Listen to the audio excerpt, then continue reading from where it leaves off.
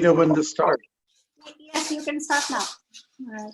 Okay. Om Jnanatamparandasya Jnananjana Shalakaya Chakshurun Militanyena Tasmai Sri Gurave Namaha. I was born in the darkest ignorance. My spiritual master opened my eyes with the torch of knowledge. I offer my respectful obeisance unto him. Srila Prabhupada ki jai. Good. So it's nice to be with you all again to go over a portion of the Bhagavad Gita, chapter 2. We're going to finish it today in the next hour. And last week, we were actually finishing verse 49. And we were looking at a segment, like we're grouping these verses together under a title. And I call that segment from 42 to 49, fruits and flowers. And Prabhupada uses these terms, the flowery language of the Vedas, and then he talks about fruitive activities. And we all know that flowers and fruits are great, but they do perish. And in that regards, these two terminologies are very appropriate. Just to, let's say, recapitulate a little bit what we discussed last week in that regards, these verses 42 to 49 discuss karma kanda of the Vedas, rituals, the aspiration towards trying to achieve some material physical benefit, which has its good side, but the negative that comes out of it is that it is a temporary result. So that which is asat, or that which is, when I say asat, it's spelled A-S-A-T. It simply means that you're not in a very established situation. You are not very anchored. You may be finding yourself to enjoy heavenly delights in this world or in the heavenly worlds, higher planets, but then one has to come back down here. So therefore, we are looking to being intelligent, to look for permanence, to look for something constant in terms of security, in terms of satisfaction that's permanent, and peace, and so on like that. We call that buddhi. So we're entering into a segment here, 3 verses, 44 verses, right, really, 50, 51, 52, 53. And we'll put this under the subtitle, Be Intelligent. So let's look at 250 and we'll read it out. We'll just go right to the English, if we can move that along. Scroll. Okay, so I'm going to read. A man, or let's put it, I'm going to say a person, I'm going to keep it more neutral. A person engaged in devotional service rids himself of both good and bad reactions, even in this life. Therefore, strive for yoga, which is the art of all work. Okay, so we're transitioning from rituals and fruitive activities and heavenly delights to yoga, which is here defined as the art of all work. Now, I know most of you understand the definition of yoga. It refers to a reconnection with the Absolute, reconnecting with Krishna. So that word connect is very, very popular these days when people say, let's connect. Usually that means heart to heart from one person to another. And then more particularly with what is the universe. Let's really connect with the universe. Let's serve the universe instead of milking the universe dry. Okay, so we have there it is. A person engaged in devotional service rids himself of both good and bad reactions, even in this life. Therefore, strive for yoga, which is the art of all work. So key words here are buddhi yukta, okay? Buddhi means intelligence. And so devotional service or bhakti yoga is oftentimes synonymously used as the intelligent yoga because you're looking for building relationships, permanent ones. And that can only be had with the Supreme Personality, Lord Sri Krishna. Okay, so the art of work. I like that term. Yeah, we actually have that organization called the Art of Living, and many of those people are our friends. I like that. But of course, Krishna consciousness is more, right to the point, isn't it? Okay, so we'll look at 51 then.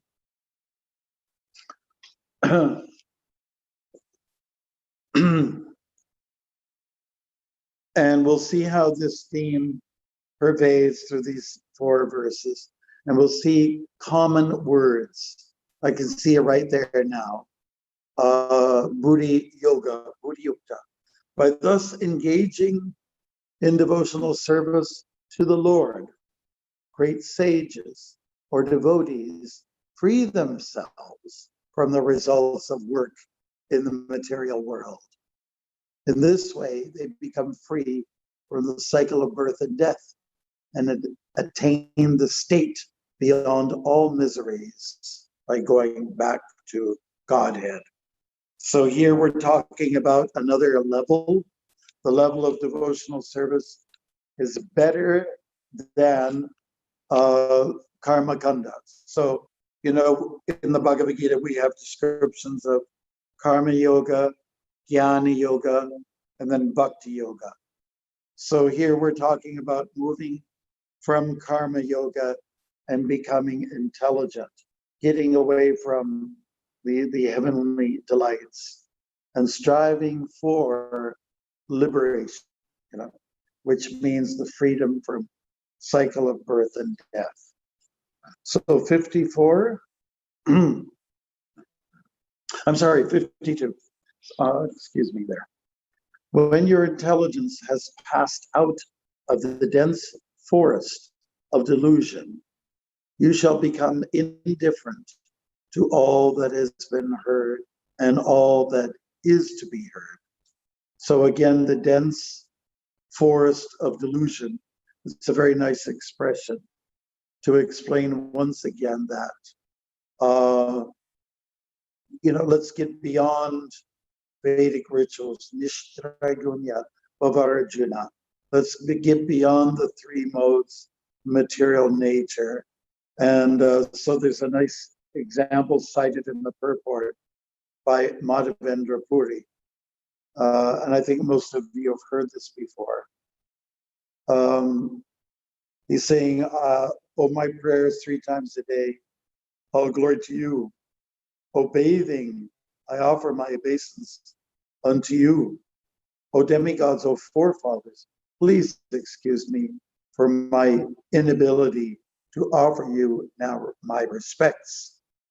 Now, wherever I sit, I can remember the great descendant of the Yadu dynasty, Krishna, the enemy of Kamsa, and thereby I can free myself from all sinful bondage.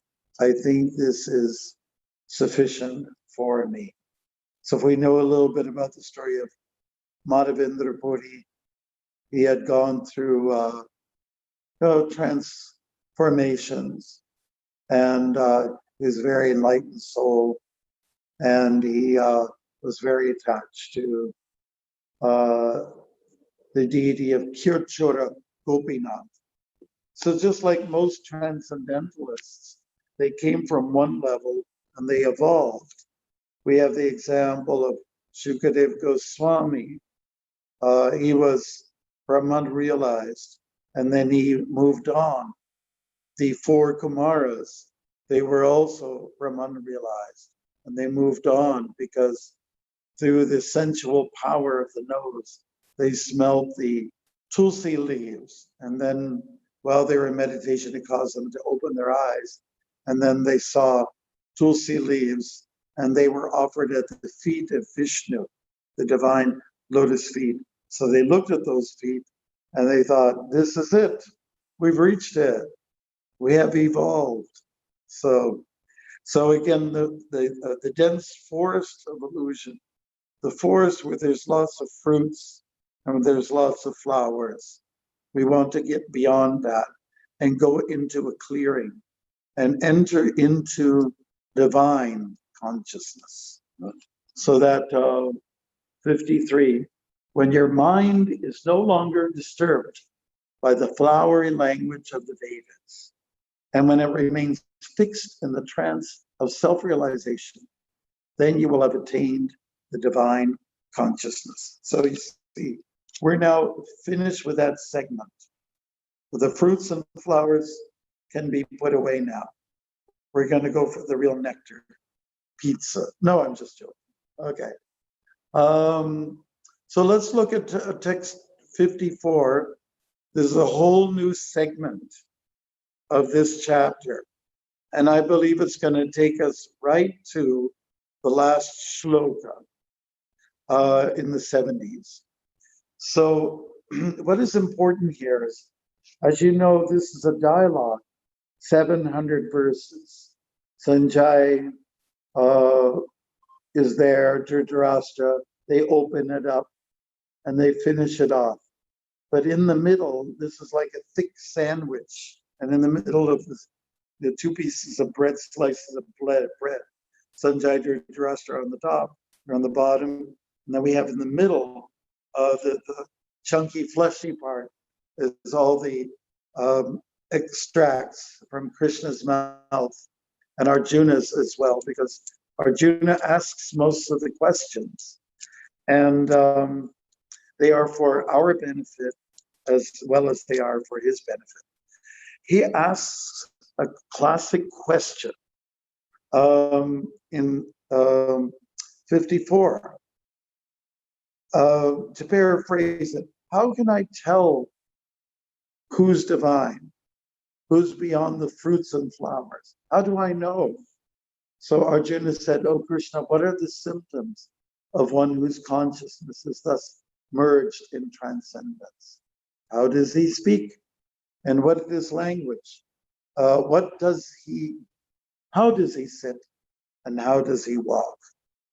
So the questions are interesting, and the answers have not much to do with any let's say, geographical limitations, physical limitations, gender limitations whatsoever.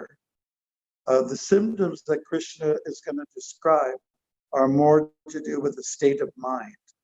Like we can't say that, a person who is carries the symptoms of being self-realized is somebody with olive skin or brown skin or black skin, or it's only to be found monopolized by men, not women, or vice versa.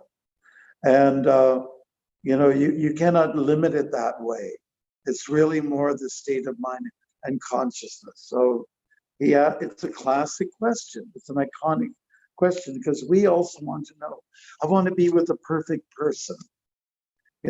We've heard sometimes that some people are beyond. They are above temptations. And so I want to know what they are. But, if you ask the right person, they'll give you the right answer. And that answer will be as follows. So let's look at 55. The Supreme Personality of Godhead said, "O Partha, when a person gives up all varieties of desire for sense gratification, which arise from mental concoction. And when his mind, thus purified, finds satisfaction in the self alone, then he is said to be in pure transcendental consciousness. Take note of this verse, and I guarantee you when we get to the last verse of this chapter, you'll see how they gel together, how the conclusion is given there. Okay, so it is the first point that is made when one is beyond the kama, beyond desire for sense gratification, and which arises from mental wranglings, from the mind, which is the subtle sense, sometimes described as being the center of the senses. Oftentimes things get filtered through the mind. The mind gives some consideration. What is good for my sensuality and what is not? It gets filtered through the mind. So that's why the mind needs to be controlled. But when the mind is purified, that's the second part, and finds satisfaction in the self alone. And such a person who has achieved that is in pure transcendental consciousness. So to know that somebody has this qualification seems to me you have to spend a little time with that individual to really know. Don't take it on the fly. Don't take it on just someone's, let's say so. There has to be a time of testing. That's very important. Here's another symptom of a person who's self-realized or a perfect person. Text 56. One who is not disturbed in mind, even amidst the threefold miseries, or is elated when there is happiness, and who is free from attachment, fear, and anger, is called a sage of steady mind. So you might want to jot these things down. First of all, one is, Krishna is saying, one who has given up desires for sense gratification. Next point, one who is beyond the influence of the threefold miseries. And maybe we can discuss that for a minute. Threefold miseries are what? Does anybody have an idea? The three kleshas. Yeah, that's right. Mm-hmm. Would you like to offer that to us? The three kleshas is Adhyatma, Adhibhuta, and Adhidaiva, which is suffering from good. One's own self, suffering from other living entities, and suffering from natural occurrences. Right. So Adhyatmic klesh refers to, Atma refers to the self, what's closest to you. And that refers to the body and the mind. Okay. They're always giving us trouble. Even right now at this moment, my buttocks is giving me trouble trying to sit here comfortably. Okay. So, and then the mind is constantly harassing. So that's called Adi Atma Klesh. And then there's Adi Bautic Klesh. That refers to that which is outside of you. Okay. And that is in reference to other living entities, other people, mosquitoes trying to camp in the Coronavirus. the coronavirus, yes. Or if you're in Florida and the Everglades, there's lots of mosquitoes there, probably. Lots of alligators, you know. Or oftentimes just people next to you who work next to you, they can be a real pain in the butt sometimes. That's called Adi Atmic Klesh. And then the final misery that we find is coming from natural causes, like great disasters. Adi Daivik Klesh, Daivi referring to nature. and that comes in many different shapes and forms. So this is a symptom of someone who's self-realized, one who's beyond the threefold miseries. Okay? And then, what else? What next? Elated when there is happiness. That's another point. Free from attachment, fear, anger. Those are three more points. So you've got 1, 2, 3, 4, 6 items there already. Okay. So Maharaj, on that point of elated when there's happiness, at least from my own experience, I know I'm not in this category, but I feel ecstatic in kirtan, or you'll even see pure devotees dancing in ecstasy and extremely joyful, extremely happy. How do we? Well, that's a good point. I mean, that kind of happiness is of a transcendental nature. It's of a divine quality. And when we're talking about happiness, we're talking about material happiness, okay?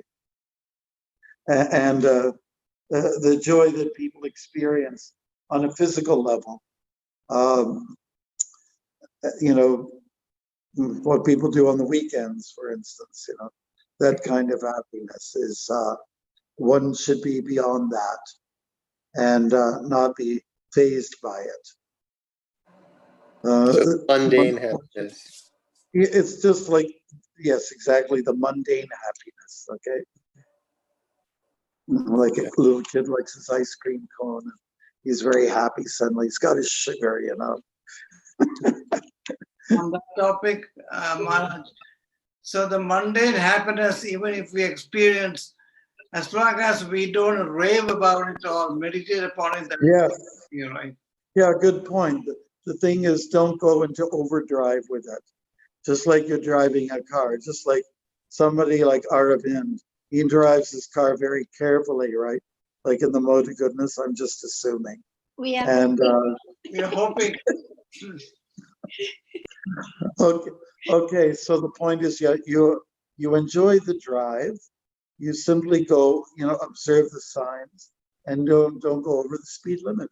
That's it. That's the point. So don't get overexcited. That's the point. That's another way to express that. To be elated when there is happiness. So don't go too overboard in your ecstasy. The ecstasy comes from the spiritual plane. All right, that's a different kind of joy. That's called Vishuddha Sattva, happiness on a very transcendental level. So let's look at text 57. In the material world, one who is unaffected by whatever good or evil he may obtain, neither praising it nor despising it, is firmly fixed in perfect knowledge. So this is again describing a person who's rather aloof, he's good with whatever comes of its own accord. You're walking and you're kind of like walking through the rain, or you're walking through the wind, or it might be a little hot. You just keep going, keep walking. And this is the kind of, let's say, mentality or spirit that is experienced by a person who's not affected by these reverses. Prabhupada uses those terms, reverses, dualities. Okay. It's firmly, I mean, we all have a tendency to talk about the weather. I think it's perhaps the most recurring.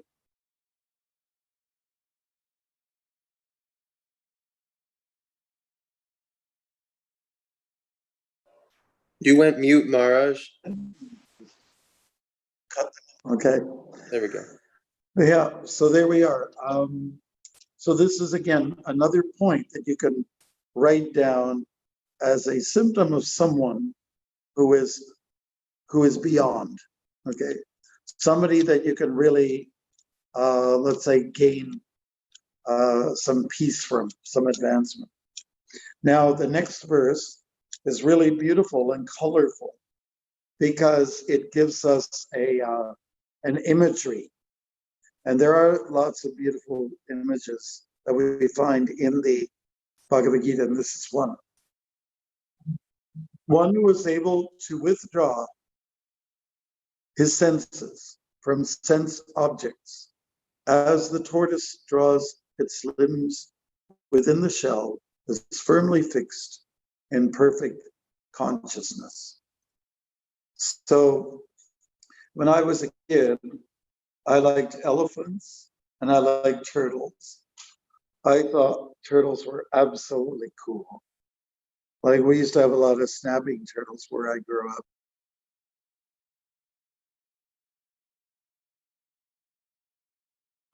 You went on mute again, Mars. He's smart enough to to sink himself back into his shell, and with his tail included, and his four limbs. I was walking on the Trans-Canada Highway. That was, I think, the third time I walked across Canada. It was on Highway 7, which is the Trans-Canada, and this snapping turtle was going across. It was just a 2-lane highway, and he was quite close to me, and I stopped the traffic both ways, and people were a little annoyed with me. I said, "You look at this guy." So what he did, the turtle, he went halfway, and then he stopped right in the middle of the road. And then I could see his head was poking to the east and to the west.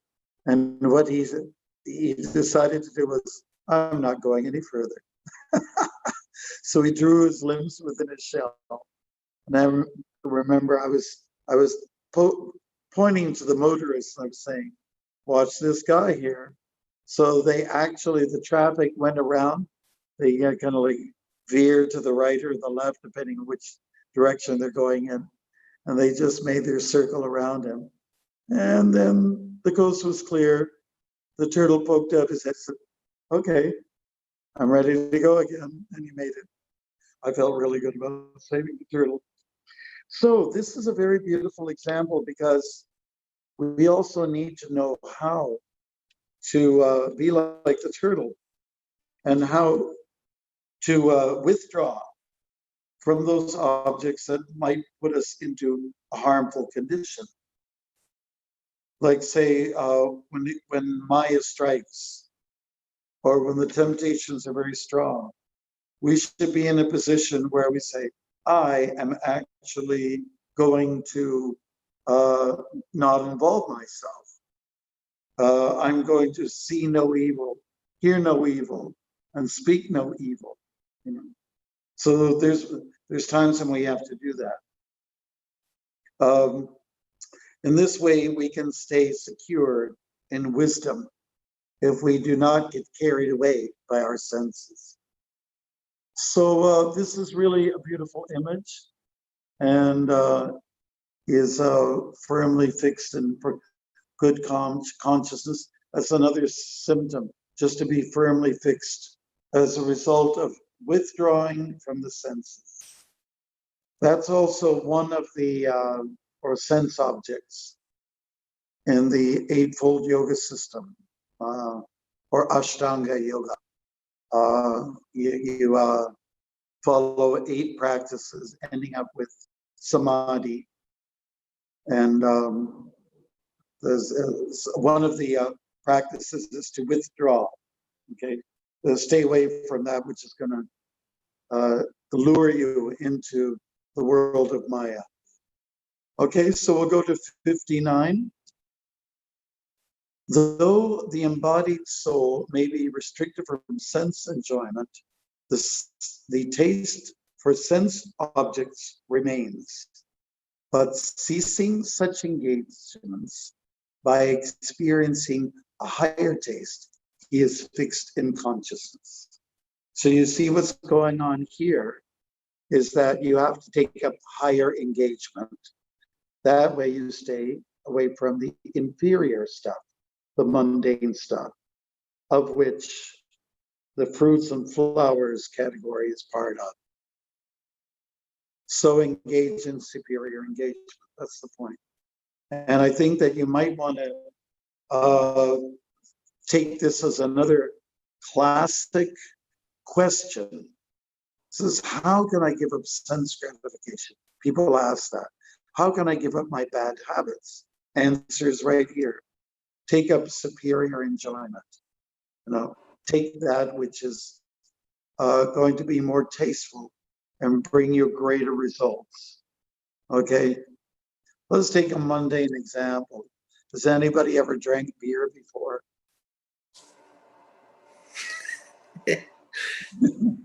Okay, you don't have to answer the question, just answer it internally. Okay, has anybody ever drank wine before? Okay, is there a comparison between the two? Both give you a little bit of a buzz. I wouldn't recommend trying it out if you haven't.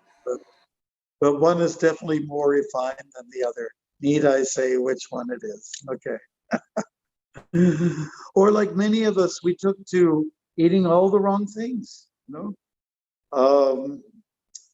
Or I know a lot of my friends, they moved to Canada, people moved to Canada, and they came from a vegetarian background.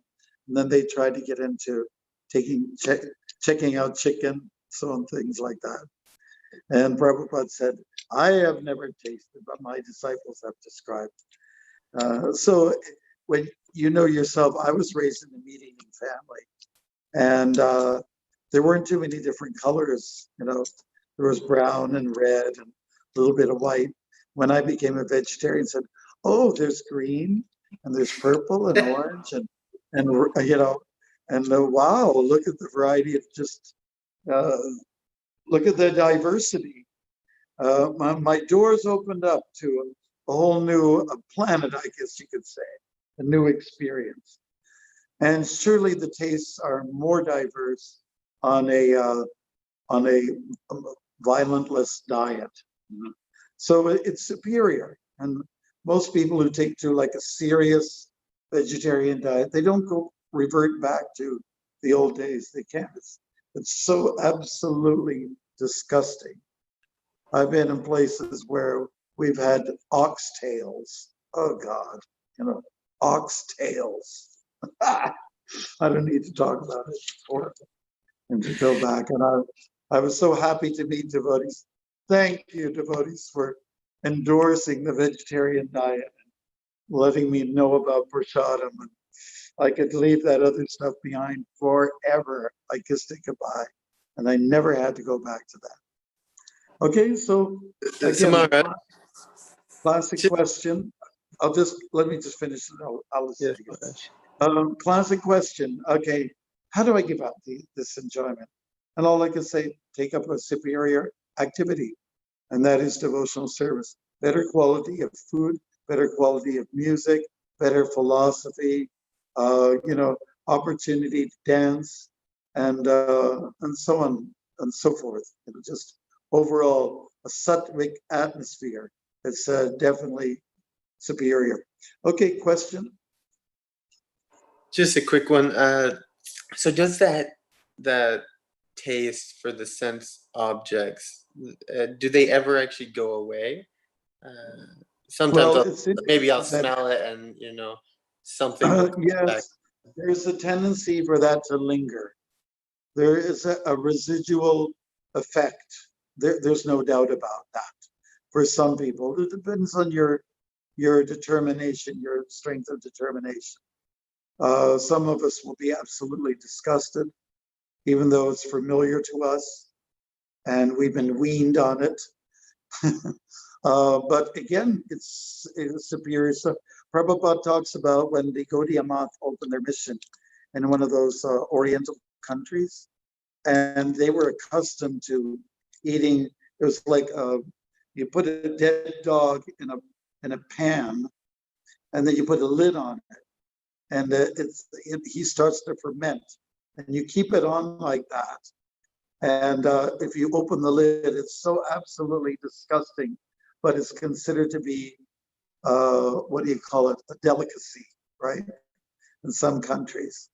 So there was one place where the Gaudiya Math opened their mission, and they were cooking food in ghee. So the ghee, the smell was going out, and these people are accustomed to eating this delicacy of the dog delicacy. They're saying, "Oh, that smells so horrible." So you can say like one man's food is another man's poison. So if you're accustomed to rajasic things or tamasic things, that means passion and ignorance, it'll stick by you for sure. But if you have a will, a strong will, to let's say steer over into that which is goodness and the mode of goodness activities, you'll see this is a superior taste. Hopefully you'll just be able to shut the door on those bad things forever and ever. Some people just have to fight a little harder with those residual effects. So take to superior engagement. That's the point, okay? Maharaj, I have a question. Yeah. I find sometimes devotees trying to cook vegetarian food resembling meat. And Oh, is that something that you would approve of, or what's going on there? Well, I think that you have to look at the motive. Some people might be a little bit, their tongue is a little bit, let's say, hooked on to the past kind of flavors, and maybe they have that's their preference. And let's say all glories to them for coming up with preparations that maybe even look like the bad stuff, the violent stuff, but they've been able to conquer over in some way. Another way, from a more outreach perspective, sometimes devotees do that. Devotees like hing, and because it's supposed to be like an onion replacement, and they like to put that in the food because people might like it, and it has some superior elements that ride over the passion and tamasic foods. So sometimes we do that for the public, but as best as you can. I know a lot of devotees will still take pickle, like somebody will say it's Vedic, but I look at pickle and I put it and said, this is totally rajas, come on, you can't fool me. Or food that's really spicy, and then the food that puts tears into your eyes, makes you need to blow your nose, things like that. And then people look at you, your host looks at, is everything okay? So, kind of okay. I'm just about ready to die here. I know some people, they try to put some subgies in the chilies. You're looking at But I don't think you have to we cannot discredit anybody. If somebody is innovative and creative, and they can come up with preps that are really, let's say basically nutritious, but they just give you a little bit more of a buzz, I don't think we can really discredit them. We can just say they're doing a lot better than they did before. And so we always have to take note of people's progress and their ability to climb. Anybody who climbs the mountain, we give them some honor, don't we? Say, hey, you did it, So this is what it means in Krishna consciousness to actually make a steep climb. Is that okay? Thank you. Okay, now we've been talking about the perfect person. We've got a list of items that would clearly mark, here's somebody who's self-realized. But during this course of these verses, there's going to be a little bit of a warning, okay? And why that is there is because we have to make that comparison. And there's always the chance that even a Bhagavat or some great evolved soul could also slip. It is possible because the material energy is very strong and insurmountable.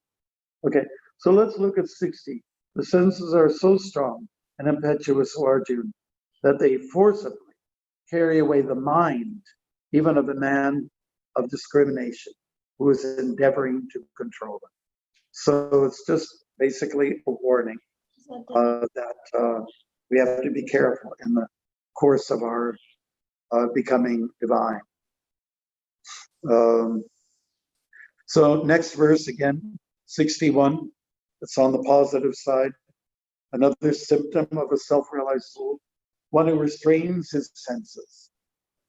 That is one who can bite his lip or whatever, one who can just resist, keeping the senses under full control and fixes his consciousness upon me, is known as a person of steady intelligence. Okay. So I would like to bring to your attention this word, which is coming up all over in this series of shlokas. And that is, if we haven't picked up on it already, it's called pragya. Pragya, that means a person of steady intelligence, very fixed in consciousness. Okay. Higher consciousness. It keeps coming up. All right. We looked at Buddhi yoga in the previous verses. Here you're going to find pragya. It just keeps popping up all over the place.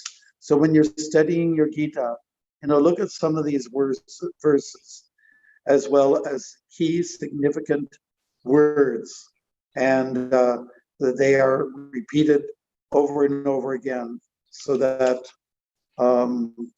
they are to be highlighted in our lives.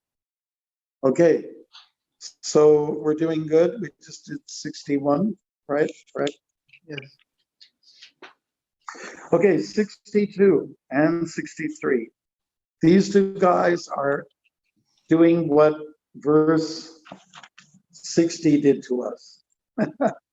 Throwing us a little bit of, we're on a boat and we're wobbling around a little bit, so in 62 and 63, I call these the chain reaction verses. Okay. Here's how you can get swept away. Number one, you contemplate the objects of the senses. The first word is dhyayata. Dhyayata means to contemplate, or like dhyana yoga, the meditative yoga. Okay, when you start, you look at a front glass display window, and you look at something, and you get sort of excited about it. And then it's one thing to walk past the window, the display window of the object, but if you come back to it, oh, that's interesting, and you linger there, you stay there, that's called attachment. Sangat, like the word sangha, staying connected. So if you stay connected to this object, vishayan is the word that means sense object. Dhyayato vishayan pumsa. While contemplating the objects of the senses, a person develops attachment for them. Okay, that's the second chain reaction. And then the next one is that almighty word, kama. From such attachment, lust develops. Lust is basically deeper attachment, right? Deeper attachment. And then from lust, another component arises, and that is krodha. Krodha. So this is a nice verse to learn. Dhyayato vishyam pumsa. Sangaste shupajayate. Sangat samjayate kama. Kamat krodha vijayate. So that's, see how the sequence, 1, 2, 3, 4, 5. 5 items have taken place here. Okay, but look at next, the 63. as part 2 of the chain reaction. From anger comes delusion. Okay? I guess you get a little bit dizzy. Or let's say you really get clouded over. From delusion, bewilderment of memory. Whatever you have learned about what's bad for you gets totally forgotten. It gets swept to the side. So krodat bhavati sangmoha. Moha means illusion, and sammoha smriti, your ability to recall the important things, gets a little covered over. Okay. And then smriti brangshad.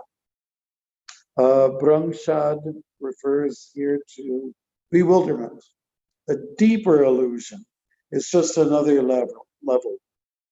And then finally, and buddhi nasho, loss of intelligence. Krishna describes this maya aparita jnana. Maya aparita jnana is attributed to a person who his intelligence is just robbed away by Maya. So when you get really aroused by sense objects, or if you get really emotionally caught up, like some of us do, especially when we're young, we just get very blind. Our intelligence just shuts down completely, like a garage door, clang, it just comes down totally. And you can't even see what's really going on. Then after intelligence is lost, or like say cut off, what happens? That one falls down into the material pool. So it means that you go through the cycle of birth and death, which is the opposite of what has been described by a self-realized soul, a person who's beyond birth and death. So we say the material pool. This it is Chitananda Prabhu wrote about this in his book. He was one of the earlier takers to Krishna consciousness in New York. He lives there in Alachua. And he was telling in his book, he can do it more eloquently than I can, for sure. He was just talking about devotees who use that term bloop. We don't use it so much anymore. And bloop is the sound of when you throw a stone into like a pond of water. It goes bloop, you know.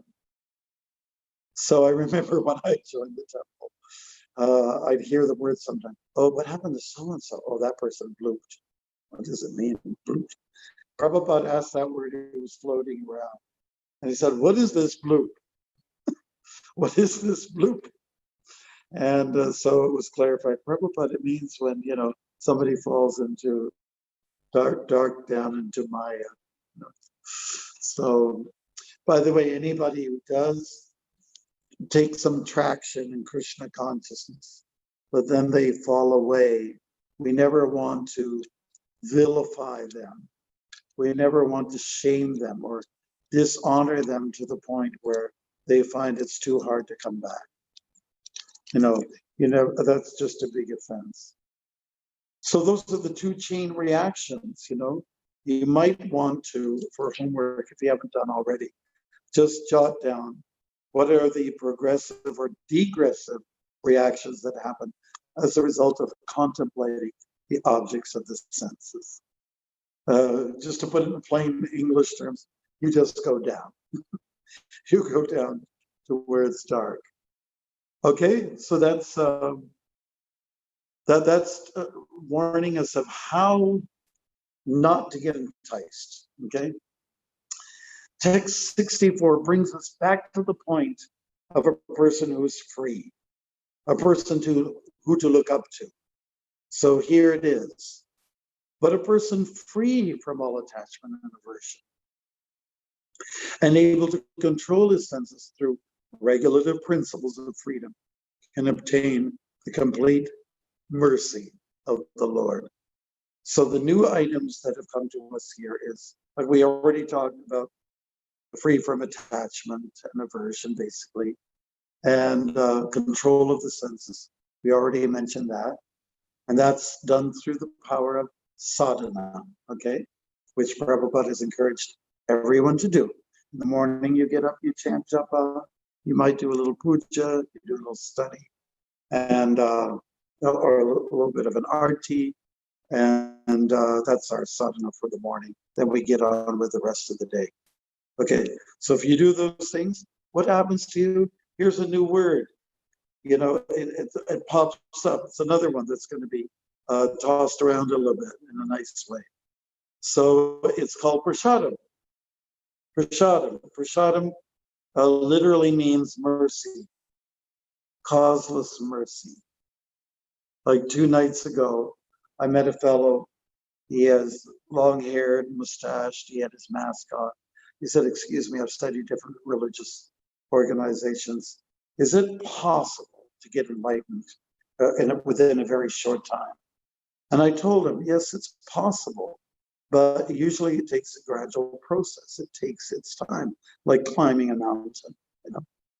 And, you know, and I told him that, but it is possible, but it's very, very rare.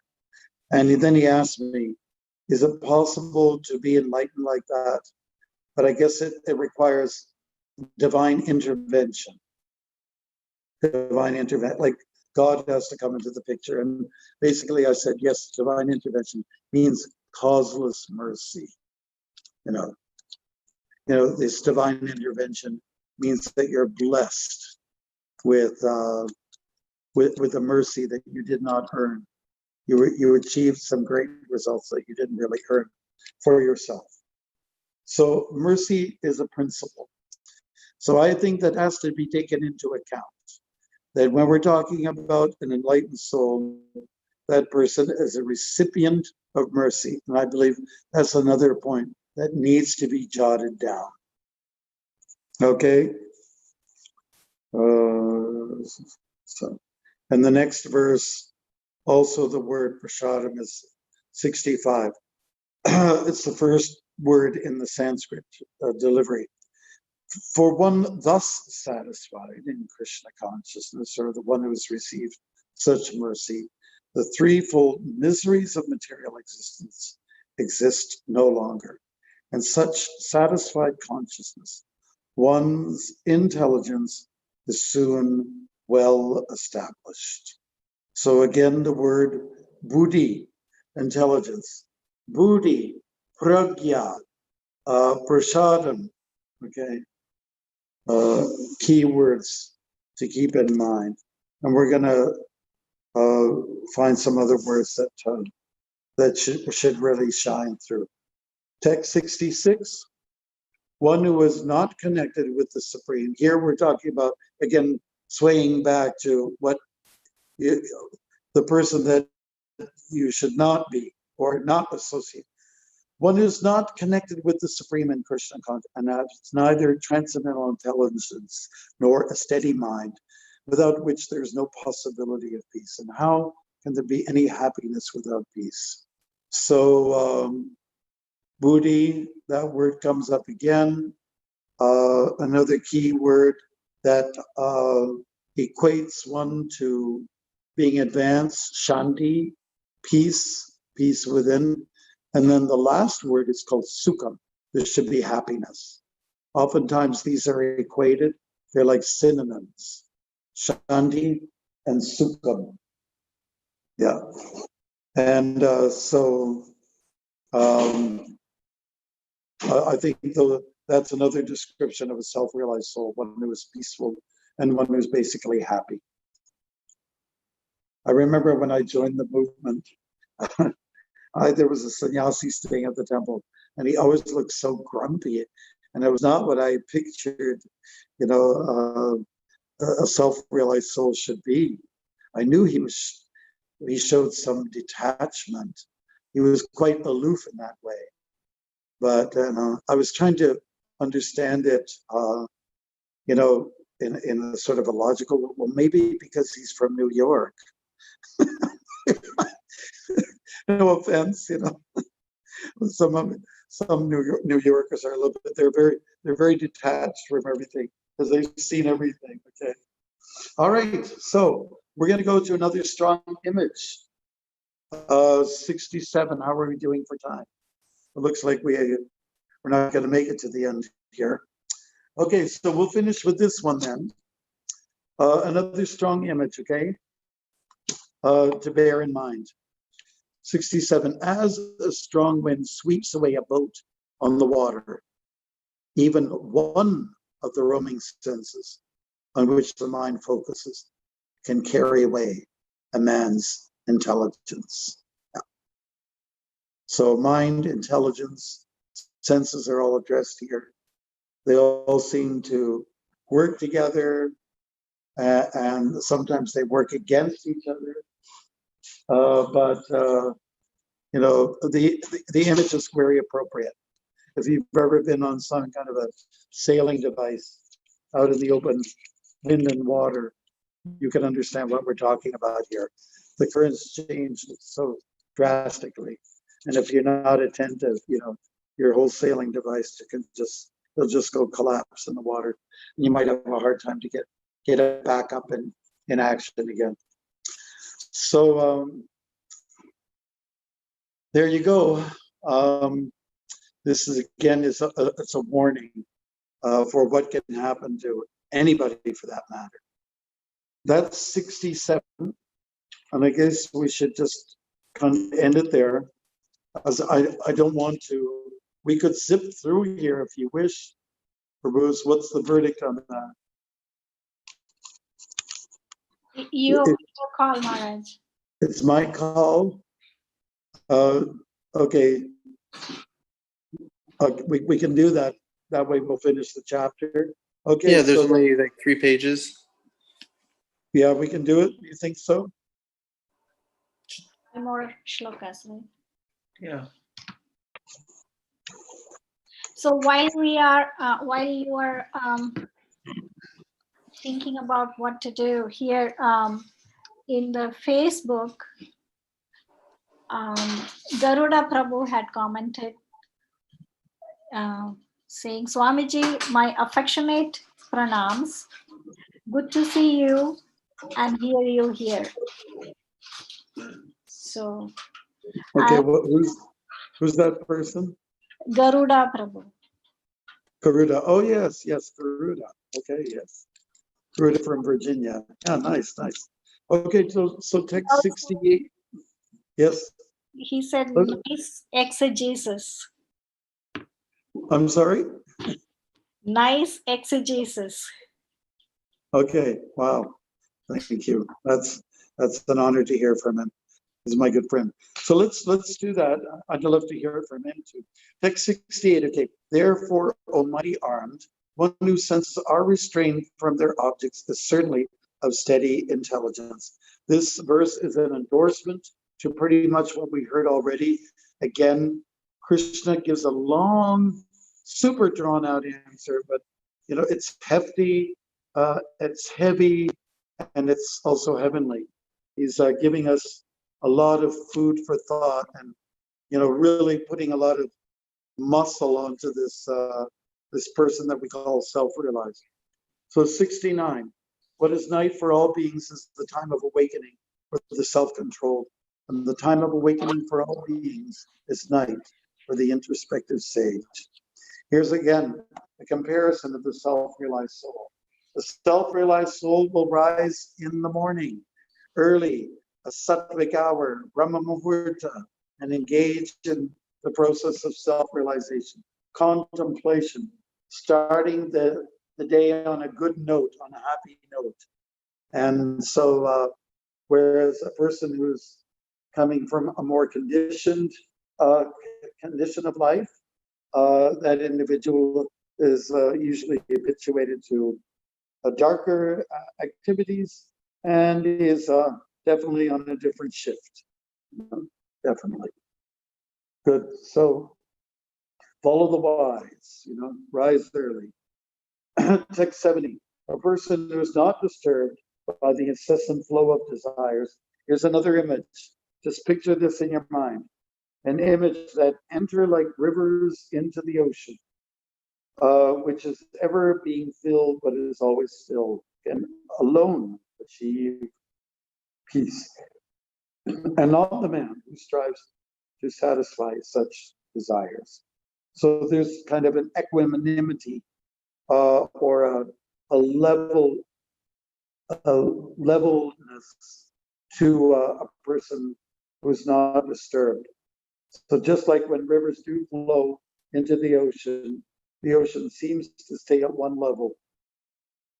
Through the process of precipitation, the sun draws up water, and then it forms clouds, moves sometimes into the mountains, and descends down as snow, and then eventually from mountainous areas, high elevation points, the river comes back to where it was, the water comes back to where the river was, and then dumps and connects with the ocean once again. But the waters, the largest body of water just retains its level despite the things that are coming to it in the liquid form. So our desires might be, rivers of desires may come, but we should just keep even-minded, not to be disturbed by this. Text 71, a person who has given up all desires for sense gratification, who lives free from desires, who has given up all sense of proprietorship, and is devoid of false ego, he alone can attain real peace. It's beautiful. And that is the way of the spiritual and godly life, after attaining which a man is not bewildered. If one is thus situated, even at the hour of death, one can enter into the kingdom of God. So there are items here that have been repeated from before. So really 54 right up to 72 are what's contained in there is Arjuna asking the question and Krishna following through with the perfect answers. Okay, so now we know what to look for in the self-realized soul. We've got it down. Hare Krishna. Any questions at all?